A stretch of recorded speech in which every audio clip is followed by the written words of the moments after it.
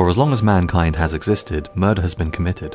Archaeologists are constantly uncovering the remains of victims whose lives were violently ended far back into prehistory. But just how far back can we go? And is it even possible for a Neanderthal to commit murder as we know it?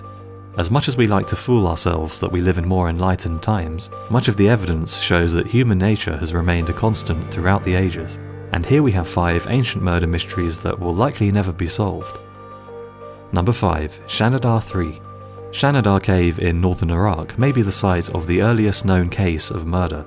The cave is famous for its Neanderthal remains, and 10 skeletons have been found there, dating as far back as over 50,000 years.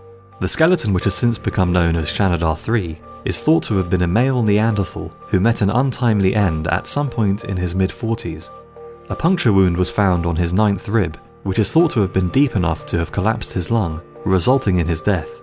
After further analysis of the skeleton, the mystery deepened after it was discovered that the wound did not match the type of injury that would normally be caused by the heavy stabbing spears used by Neanderthals at that time.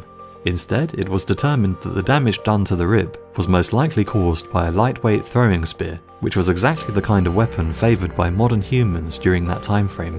The evidence seemed to point towards a modern human being being responsible for the murder of Shanidar 3. But what could have caused this fatal encounter? Perhaps a territorial dispute, or maybe just an unfortunate misunderstanding. The incident seems to be one of the earliest occurrences of violent death, and also raises the uncomfortable question of whether or not the modern definition of murder would even be applicable when a modern human killed a Neanderthal. Often Neanderthals are portrayed as crude and savage creatures, but the skeletons found in Shanidar Cave seem to challenge this theory. Traces of pollen on the skeleton known as Shanidar 4 indicates that Neanderthals may have buried flowers with their dead, and Shanidar 1 was shown to have extensive damage to his skull, leg and arm, which had healed over time and not caused his eventual death. It's unlikely that he would have survived such terrible injuries without being cared for by other members of his group, which challenges the belief that Neanderthals were solitary beings. So was the murder of Shanidar 3 a one-off incident, or was violence between modern humans and Neanderthals a regular occurrence? Unfortunately, the vast time frames involved make this question nearly impossible to answer. Number 4. Cloney Cavern Man. Cloney Cavern Man is the name given to the remains of an Iron Age man, which were unearthed by a bog cutting machine in Ireland in 2003 and are thought to be around 2,300 years old. Analysis of the body revealed a horrific catalogue of injuries, including 3 blows to the head with an axe which split his skull open, a deep laceration across his nose, and bizarrely his nipples had been cut off. His corpse was then dumped in the peat bog, which had the unintentional side effect of preserving and mummifying the body, due to the bog being highly acidic, cold and low in oxygen, which prevents decomposition. While it's obvious that the man suffered a violent death, the leading theory is that he may have once been a failed king who was ritually murdered. His body showed no signs of having led a life of physical labour, which indicates that he would have been a man of wealth, a theory further strengthened by the presence of an exotic hair gel in his hair. The gel contained plant oil mixed with a resin from Spain or southwest France, which would have been expensive and out of reach for most men at that time. However, the strongest indication of his royal blood is the fact that his nipples were cut off. In ancient Ireland, sucking on a king's nipples was a sign of submission to his authority. The removal of a man's nipples would thus make him incapable of kingship in this world and in the afterlife. The fact that Cloney Cavern Man had his nipples removed indicates that he was either a failed king or a candidate for kingship whose bid did not succeed. So if he was a king, why would he be ritually murdered by his own subjects? The leading theory is that during this period kings were held responsible for the success of a harvest. During a poor harvest, the king would be ritually murdered in an effort to please the goddess of fertility, thus returning fertility to the land. Perhaps Cloney Cavern Man was killed by his own hungry people during a poor harvest, or perhaps he was involved in a plot to become king, which was violently thwarted. Unfortunately, little else is known, and we can only speculate as to what caused his demise.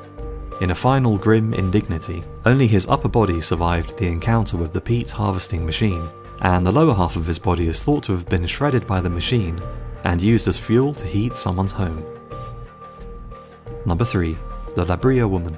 The La Brea tar pits are a group of over 100 pools of asphalt located in Los Angeles and hold the remains of countless species of animals from the prehistoric world. Every so often the asphalt would form a deposit thick enough to trap wandering animals, killing them and preserving their bones.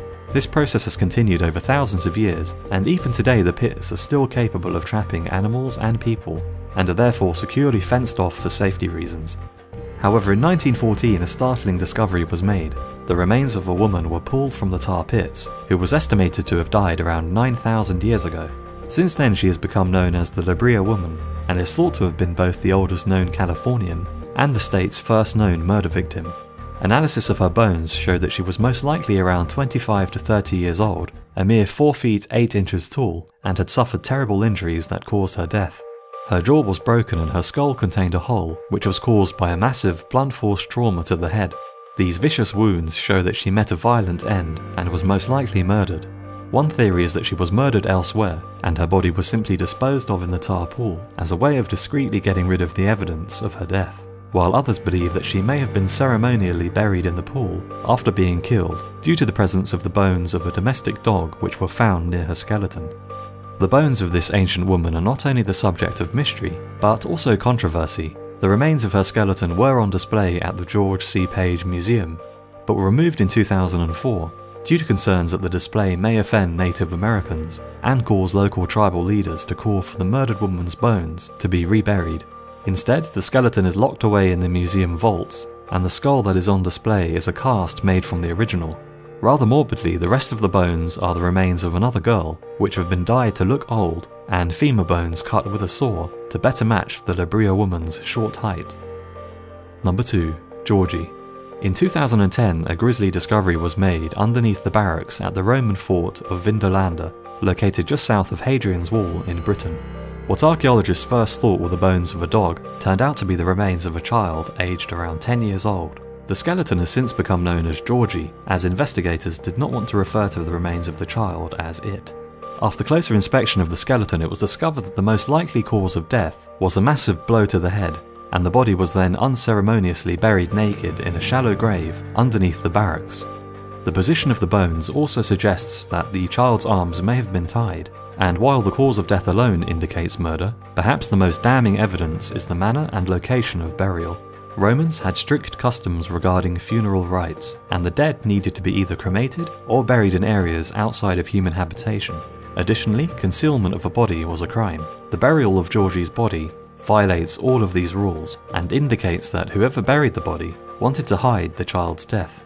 Archaeologists at the site believe that the child was murdered and then quickly buried so as not to arouse suspicion. If foul play was involved, it's unlikely that the murderer would have been able to smuggle the body outside of the fort, due to the tight security and sheer number of checkpoints he would have had to pass through. The only option for the murderer would have been to bury the body inside the walls of the fort. Why the child was killed is a complete mystery, and the reason for her death can only be theorized. Perhaps the child was just the victim of an accident, which the soldiers wanted to cover up, or maybe Georgie saw or heard something that she was not supposed to. Analysis of the child's tooth enamel added to the mystery when it was discovered that she came from somewhere in the Mediterranean. She was not local, and could therefore have been a slave, or even the child of one of the soldiers at the fort. Although the exact circumstances of the child's death remain unknown, what can't be disputed is the complicity of the soldiers who were sleeping in that particular barracks. 8 soldiers from the 4th cohort of Gauls were stationed in that particular room, and with a decaying corpse buried under just a few inches of soil at their feet, surely they would have noticed the smell.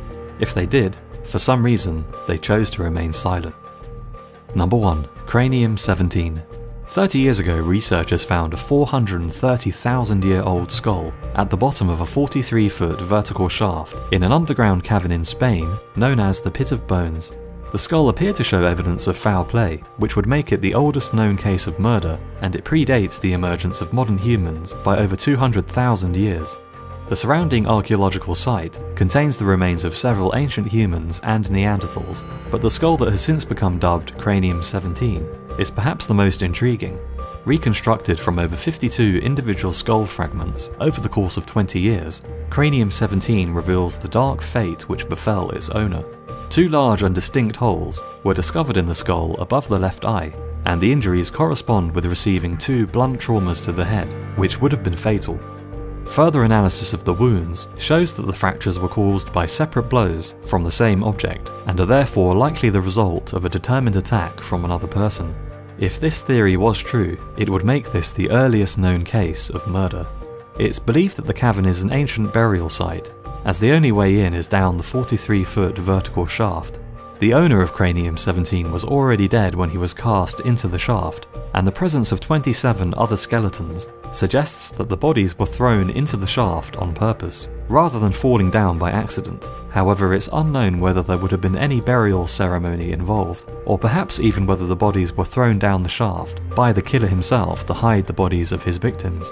The remarkable discoveries in the Pit of Bones shows that violence and warfare have been part of human life since the first people walked the earth, and that human nature has not changed much over the last 500,000 years.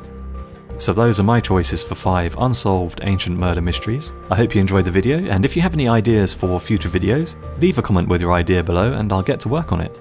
So thank you for watching, and I hope to see you again on the next video.